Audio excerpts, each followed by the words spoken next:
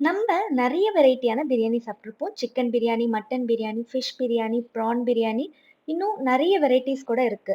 ஆனா, இன்னைக்கு ரொம்பவே டேஸ்டியான, ஹெல்த்தியான வெஜிடேரியன்ல ஒரு பிரியாணி ரெசிபி. அது என்னதுன்னு பார்த்தீங்கன்னா, வேற ஒண்ணும் இல்ல. கார்ன் பிரியாணி தான்.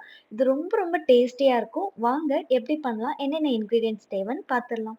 இதுக்கு பிரியாணி ஸ்பைசஸ்லாம் எடுத்துக்கலாம். பிரியாணி இல, பட்டை, லவங்கம், ஏலக்காய், கிராம்பு, அன்னாச்சி பூ, கொஞ்சமா முந்திரி பருப்பு.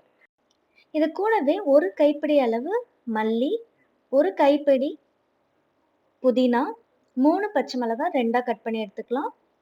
2 வெங்காயம் நீளமா கட் பண்ணி எடுத்துக்கலாம். 3 தக்காளி சின்னது பொடியா நறுக்கி எடுத்துக்கலாம். 3/4 கப் கார்ன் எடுத்துக்கலாம். இன்னைக்கு நம்ம செய்யக்கூடிய பிரியாணிக்கு 1 கப் அரிசி எடுத்திருக்கோம். இத ஒரு கிண்ணத்துல சேர்த்துட்டு 2லேருந்து 3 தடவ நல்லா கழுவிட்டு, நல்ல தண்ணி ஊத்தி 10 நிமிஷம் ஊற வச்சு வடிகட்டி எடுத்து வச்சுக்கலாம் அரிசிய.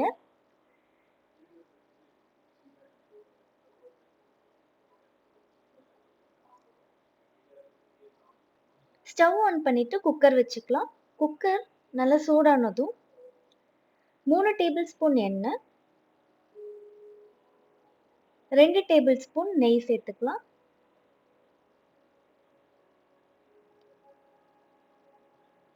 எண்ணெய் நல்லா சூடானதும் நம்ம ஸ்பைசஸ் ஆட் பண்ணிக்கலாம். 2 பிரியாணி இலை, 1 அன்னாச்சி பூ, கொஞ்சமா ஜாதிக்காய்,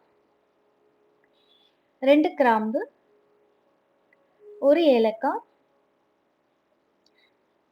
2 பட்டை,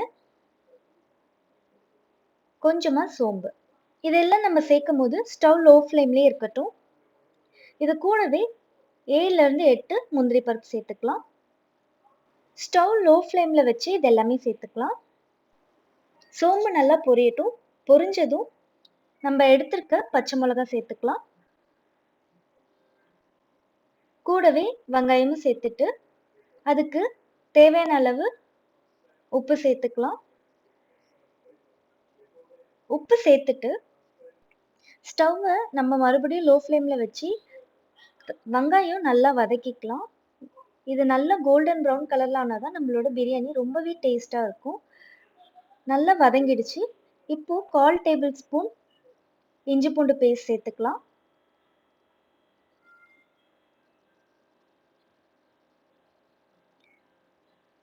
இது கூடவே ஒரு கைப்பிடி அளவு மல்லி சேர்த்து நல்லா கலந்து விட்டுக்கலாம். நம்ம மல்லியும் புதினாவும் நம்ம பிரியாணிக்கு சேர்க்கும் போது இன்னும் ரொம்ப ரொம்ப ஃப்ளேவர்ஃபுல்லா இருக்கும். அடுத்து ஒரு கைப்பிடி அளவு புதினா சேர்த்து நல்லா கலந்து விட்டுக்கலாம்.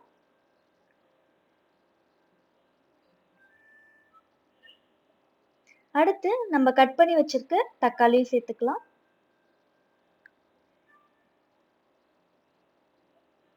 தக்காளி நல்லா வதங்கட்டும். வதங்கினதும் நம்ம மசாலாலாம் சேர்த்துடலாம். 1/4 டேபிள் ஸ்பூன் மஞ்சத்தூள், 1/2 டேபிள் ஸ்பூன் மல்லித்தூள், 1 டேபிள் ஸ்பூன் காஷ்மீரி மிளகாய் தூள், 1 table spoon biryani masala, 1 table spoon வீட்டில் அரைச்ச மிளகாய் பொடி எல்லாத்தையும் சேர்த்து நல்லா கலந்து விட்டுக்கலாம்.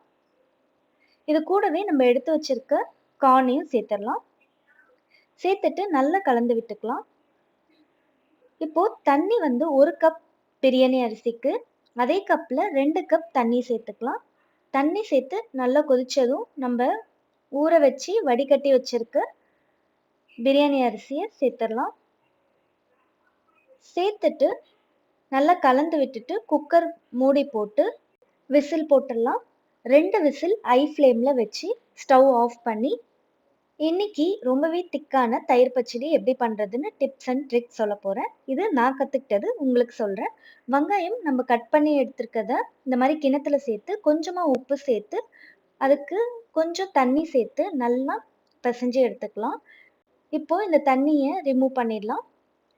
இது கூடவே வெள்ளரிக்காய், மல்லி, விதை நீக்கிய ஒரு பச்சை மிளகாய் எல்லாம் சேர்த்துட்டு தயிர் சேர்த்து கலந்து நம்ம சர்வ் பண்ணும்போது எவ்வளோ நேரம் ஆனாலும் இந்த தயிர் பச்சடி அப்படியே திக்கா இருக்கும்.